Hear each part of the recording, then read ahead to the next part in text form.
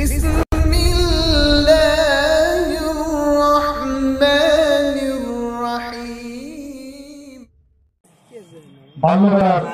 শিক্ষক জনাব আল্লামা আব্দুল মান্নান সাহেব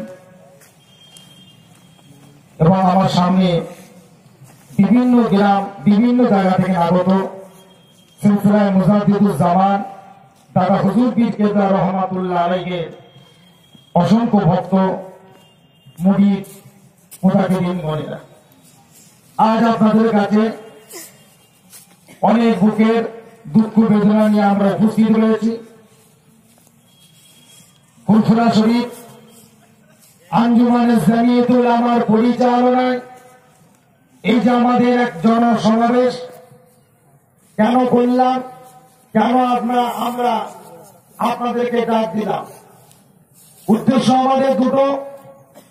একটা হলো ফুরফুরা দরবার শরীফ মুজাদ্দিদুজ্জামানের সিলসিলার ওসিয়াত নসিহত বাস্তবায়িত করা, অপরদিকে সম্প্রীতি ভ্রাতৃত্ব ভালোবাসা। সর্বপ্রথম আপনাদেরকে বলি, বিভিন্ন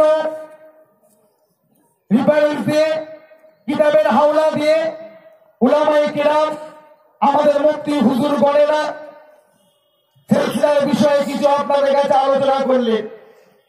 এখন আমি আপনাদের কাছে বিস্তারিত কিছু বলতে চাই না, আমি একটাই কথা আপনাদের কাছে বলে দিতে চাই, কে কি বললো, কে কি করলো, কে কি বলছে, কে কি বলতে চাইছে, ওসব আমরা জানি না, ওসব আমরা বুঝি না। আমরা একটাই বুঝি, পশ্চিম বাংলার জমিনে যে আল্লাহর ইসলাম, রাসূলের শরিয়ত, মসজিদ মাদ্রাসা মুক্ত দাড়ি টুপি জুব্বা আনতে হয়, সেটা একমাত্র ওসিলা ফুরফুরার পীর আবু বকর হযরতে দাদা হুজুর পীর কেবলা রহমাতুল্লাহ আলাইহি। মনে রাখবেন, আমার দাদা পীরের সিলসিলা মুরিদ গণেরা আজ আমাদের বিভিন্ন এলাকায় বিভিন্ন গ্রামে ফুরফুরা শরীফের নাম করে, ফুরফুরা শরীফের দোহাই দিয়ে, ফুরফুরা শরীফের লিবাস করে এক ধরনের আলেম উলামা, এক ধরনের অসৎ চরিত্র মানুষ ঘুরে বেড়াচ্ছে। কিন্তু আকিদা তারা বিভিন্ন, কেউ দেখাচ্ছে বেরেলিদের, কেউ দেখাচ্ছে জামাত ইসলামীদের, কেউ তবলিগ জামাতের। মনে রাখবেন, ফুরফুরা শরীফে দাদা হুজুর পীর কেবলার সিলসিলার উপকার করতে পারেন আর নাই পারেন, সিলসিলার ক্ষতি করবেন না। দাদা হুজুর কেবলা বলে গেছে, আমি আবু বকর পায়ে গেছে রাতের পর রাত, দিনের পর দিন, আমি অসুস্থ মানুষ। দাদা হুজুর পীর কেবলার পেটের অসুখ ছিলেন, এই কষ্ট করে মেহনত করে এবার বাংলা পার বাংলা, আসাম, উড়িষ্যা, ত্রিপুরা, মেঘালয়, ভারতবর্ষের বিভিন্ন রাজ্যে, বিভিন্ন জেলায়, Afghanistan, Pakistan, Iraq, Iran, Saudi পর্যন্ত অনেক কষ্ট করে সুন্দর এক সিলসিলা, সুন্দর এক সমাজ প্রতিষ্ঠিত তৈরি করে রেখে গেছে। তিনি বলে গেছেন, সিলসিলা আমার নয়, সিলসিলা আমার নয়, সিলসিলাকে তোমরা মজবুত করে ধরো, সিলসিলা হলো আমার রাসূলুল্লাহ সিলসিলা। তাই ভাইদের বলতে চাই, সিলসিলার বিরুদ্ধে অনেকে অনেক কিছু কথা বলে, এইটা করা চলবে না, ওটা করা চলবে না, ওটা করা চলবে না। আমি তাদেরকে এটাই বলতে চাই, ভাই দুধ থেকে এরকম ইট ছুঁড়ে কিলাম, একবার দিন ঠিক করে, একবার সময় ঠিক করে ডেট দিয়ে সামনে বসা যাক না। তোমারটা যদি ঠিকই হয় আমরা তাহলে তোমারটা সবাই মেনে নেবো, আর আমারটা যদি ঠিক হয় তাহলে এসো তোমরা আমাদেরটা মেনে নাও। ইট দিয়ে নয়, লাঠি দিয়ে নয়, তরোয়াল দিয়ে নয়, কি পাথর ছুঁড়ে নয়। যদি মোকাবিলা করতে হয় কিতাবের মাধ্যমে, আলোচনার মাধ্যমে এসো, আমরা আলোচনা করে নেব। তাই আপনাদেরকে বলতে চাই, ফুরফুরা শরীফে দাদা হুজুর পীর কেবলার সিলসিলার বিরুদ্ধে যদি কেউ কিছু বলে, একটা কথা মনে রাখবেন, পশ্চিম বাংলার জমিনে তবলিগ জামাত, জামাত ইসলামী, নেনার দল, ফকিরের দল, আজানগাছি, মাঝভান্ডারি, আটরশি, দাওয়ারি, সুরেশ্বরী, যত রকম দল আছে প্রত্যেকটা দলের সঙ্গে ফুরফুরার পীর আবু বকরের এবং সিলসিলার খলিফাদের সঙ্গে হাক্কানি আলিমুল আমাদের সঙ্গে বাস মুনাজিরা হয়ে গেছে। আর প্রত্যেকটা জায়গায় আমার আল্লাহ পাক সম্মানে ফুরফুরা শরীফকে আল্লাহ বিজয়ী ঘোষণা করেছে।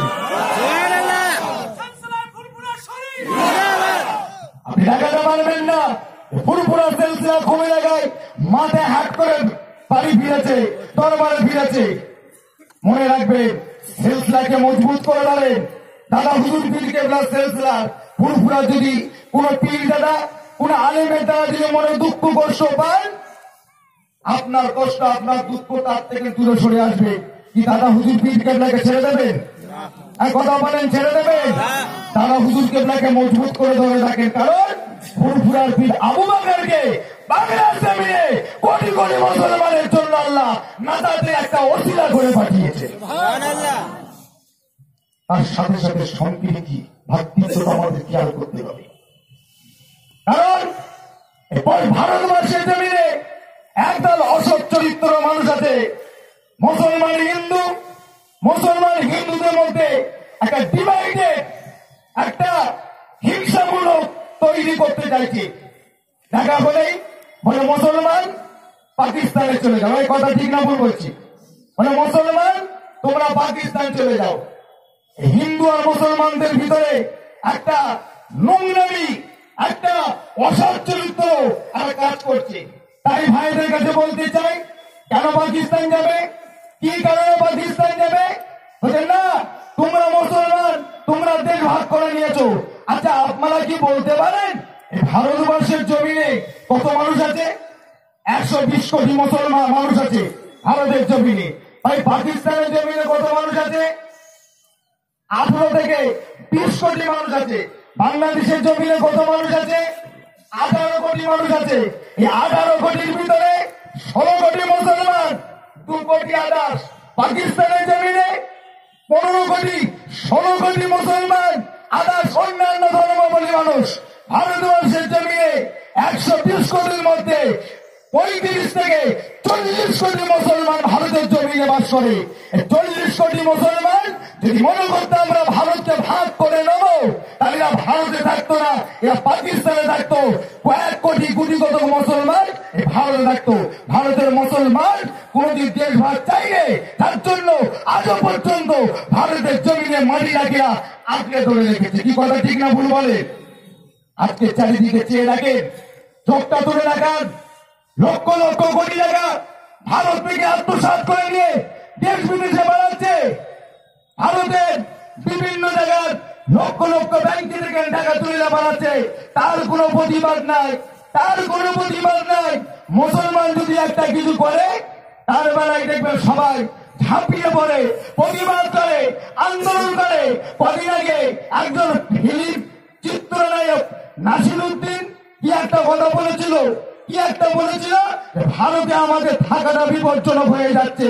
এই কথা বলার দরুন একদল অসৎ চরিত্রের মানুষ নাসিরুদ্দিনের জন্য পাকিস্তানের টিকিট কেটে রেখেছে, তাকে পাকিস্তানে পাঠিয়ে দেবে। কেন? কারণটা কি? মনে রাখবেন ভারতের জমিনে যদি তোমার 14 গোষ্ঠী ছিঁড়ে থাকে, ভারতের জমিনে আমারও 14 গোষ্ঠী ছিঁড়ে আছে। কি কথা ঠিক না ভুল বলে? এইরকম করে আমাদের মুসলমানদের হেনস্থা করে।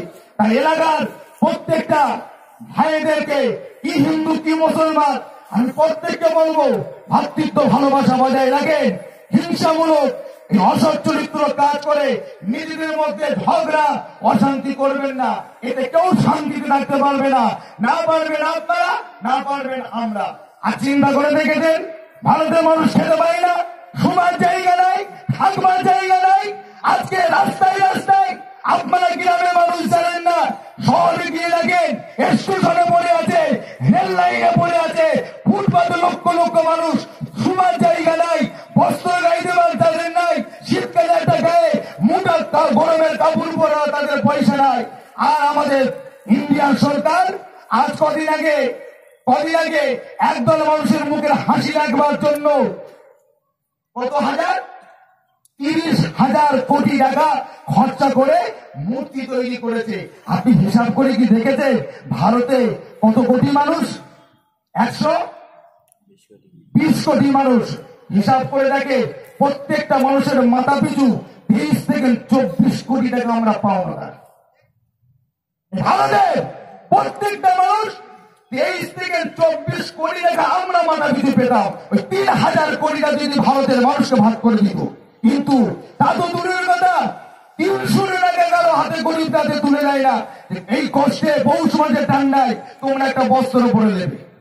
আমি ভাইদের কাছে বলি, ভ্রাতৃত্ব, ভালোবাসা, বন্ধুত্ব ঠিক রাখে, ভারতকে সুন্দর, আরো সুন্দর সমাজ গড়ে তোলে।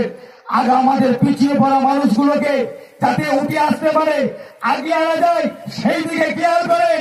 যে সমস্ত ছেলেরা লেখাপড়া করে না, খেলা করে বেড়ায়, ঘুরে বেড়ায়, সেই সমস্ত ছেলেদের হাত ধরে এনে তাদেরকে সমাজের বুকে, স্কুল, মাদ্রাসা, প্রতিষ্ঠানে তাদেরকে তুলে ধরে, যাতে আগামী দিনে ভারত বিশ্বের বুকে 1 নম্বর দেশ হতে পারে। সেই দিকে খেয়াল না করে এরা মানুষের লড়াই লাগায়। তাই ভাইদের কাছে অনুরোধ, আপনারা ফুরফুরা শরীফ আঞ্জুমানে ইসলামী উলামার সাথে থাকে। আপনি কি মনে করছেন সরকার আমাদের করে দেবে? মিথ্যা কথা, এরাও কিছু করে দেবে। সিপিএম সরকার বলেছিল করে দেবো, 35 বছরে কিছু করে দেয় রে। মমতা ব্যানার্জি, টিএমসি সরকারের যে 7 বছর, এরাও করে দেবো। কম আন্দোলন করি না, ভাইরা বসে আছে। ছাত্র আন্দোলন করতে গিয়ে আমি নুরুল্লাহ সিদ্দিকী, আমি নিজের 2বার সেন্টার জেলে গেছি। আমিও গেছি, গ্রেফতার হয়েছে, আমিও 2বার জেলে গেছি। 2 ঘন্টা 3 ঘন্টা পর ছেড়ে দিয়েছে, কিন্তু গেছি। আমাদের কি দাবি ছিল? আমাদের কলকাতা আলিয়া মাদ্রাসাটাকে ইউনিভার্সিটি করে দিয়েছে, ওটা আলিয়া মাদ্রাসা করতে হবে, সেই দাবিতে গিয়েছিলাম। মমতা ব্যানার্জি কলকাতা দাঁড়িয়ে বলেছিল, আমি যদি বাংলা সেমিনার আসতে পারি, আমি মমতা ব্যানার্জি কথা দিলাম, আমি আলিয়া মাদ্রাসা করে দেবো, ইউনিভার্সিটি আমি রাখবো না। ওটা মাদ্রাসা ছিল, মাদ্রাসা থাকবে। কিন্তু সেই মমতা ব্যানার্জি আসার পরেও দেখেন আজও পর্যন্ত সেই মাদ্রাসা হলো না, এটা আলিয়া ইউনিভার্সিটি থেকে গেল। আপনি কি ভাবছেন বুয়ের এপিট আর ওপিট, সব পিঠ সমান? চুচুড়া মাদ্রাসা, হুগলি মাদ্রাসা, বছরের পর বছর আমি নিজে 5 থেকে 7 বার আন্দোলনে গেছি। যখনই যাই প্রশাসন চাবি ধরিয়ে দেয়, খুলে দেয়। আমরা বলি সব খুলে দিয়েছে, হই করে মাদ্রাসা ছাদে, মাদ্রাসা মাঠে তকবীর দিয়ে খুলে দিয়েছে। ও বাবা, চলে আসার পরে আবার তালা মেরে দেয়, আবার কেউ আন্দোলন করতে যাই, চাবি ধরিয়ে দেয়, আবার খুলে দেয়। আমরা মনে করি খুলে দেয়। কদিন আগে আমার ফুরফুরা দরবার শরীফে আমার চাচা তো হাজার গিয়েছিলেন, তাকেও খুলে দিয়েছে। আমরা মনে করছি খুলে দিয়েছে না, যে যায় তাকেই খুলে দেয়, যে যায় তাকেই খুলে দেয়। ওরা এইভাবে আমাদেরকে বছরের পর বছর ধোঁকা মেরে আছে। করে দেবে না, ওরা করে দেবে না, ওরা ধোঁকা মারে। যাই গো, আমার ভাই আমাদের থিওলজি ছাড়া আরো 8টা আমাদের সাবজেক্ট, আমাদের অনার্সের সাবজেক্ট বন্ধ করে দিয়েছে। যে ফুরফুরা শরীফের মাদ্রাসা 1902 সালে প্রতিষ্ঠিত, মুজাহিদুজ্জামান কষ্ট করে মেহনত করে তৈরি করেছিলেন। সে ফুরফুরা শরীফ থেকে টাইটেল তুলে দিয়েছে। তাই আগামী দিনে আমার কাউকে দরকার নাই। বাংলাদেশে 4.5 কোটি মুসলমান আছে, 4.5 কোটি মুসলমানের ভিতরে ফুরফুরার পীর আবু বকরে 4 কোটি ভক্ত আছে। 4 কোটি ভক্তদের মধ্যে আমি আপনাদের যুবকগুলোকে বলতে চাই, আগামী দিনে আমরা আঞ্জুমান ইসলামী উলামার পরিচালনায় আরো বড় বৃহৎ আন্দোলন করতে চাই। কি আপনারা আমাদের সাথ দেবেন? এজন্য বলেন সাথ দেবেন। আতঙ্কিতের নারাই দেখবে, এরা কোনদিন করে দেবে না। গত 25শে ডিসেম্বর হাওড়া জেলা সমাবেশ করতে গিয়ে আমি বলেছিলাম আমরা একটা দাবি করেছিলাম। আজ থেকে 7 বছর আগে মুকুল রায়ের কাছে, যখন মুকুল রায় রাজ্যে মন্ত্রী হয়েছিল মমতা ব্যানার্জির পার্টির হয়ে, মুকুল রায়কে পাশে বসে বলেছিল, মুকুলদা আমাদের একটা দাবি। কি দাবি? না, আমার দাদা হুজুর পীর কেবলা যার ওসিলায় বাংলাদেশ মুসলমান, মাদ্রাসা মসজিদ বক্তব্য, কোটি কোটি মানুষ টুপিদারি জুব্বা আমার চিনেছে যে দাদা পীরের নামে একটা ইউনিভার্সিটি হোক, ITI কলেজ হোক, সায়েন্স কলেজ হোক করে দেন। মুকুল্লাই ওয়াদা করেছিল, পুরুপুরা শরীফের পীরদাদরা বসে আছে যে পীর সাহেব আমি ওয়াদা করলাম, কথা দিলাম, আজকে গিয়ে দিদিকে বলবো যত তাড়াতাড়ি হয় পুরুপুরা দাদা পীরের নামে আমি ইউনিভার্সিটি করে দেবো। আজকে নয়, 7 বছর আগে বলেছিল, কিন্তু আজও করে দেয়, আজও করে দেয় রে। ওরা ধোঁকা মারবে, ওরা ধোঁকা মারবে, আমাদের সামনে বলবো করে দেবো, করে দেবে না। যাই হোক, মুক্তেসার করলাম, সংক্ষিপ্ত সময়, এখন বিদায় নেবো, কারণ আমাদের সময় আস্তে আস্তে হয়ে আসছে। আমার কথার দ্বারা বলার দ্বারা যদি কেউ মনে দুঃখ পান মাফ করবেন। আমাদের ভ্রাতৃত্ব ভালোবাসা হিন্দু মুসলমান সকলে ঐক্যের সঙ্গে তাদের গান মিলিয়ে আপনারা ভ্রাতৃত্ব ভালোবাসায় থাকবে। এই বলে আমি আমার সংক্ষিপ্ত বক্তব্য শেষ করলাম। আসসালামু আলাইকুম।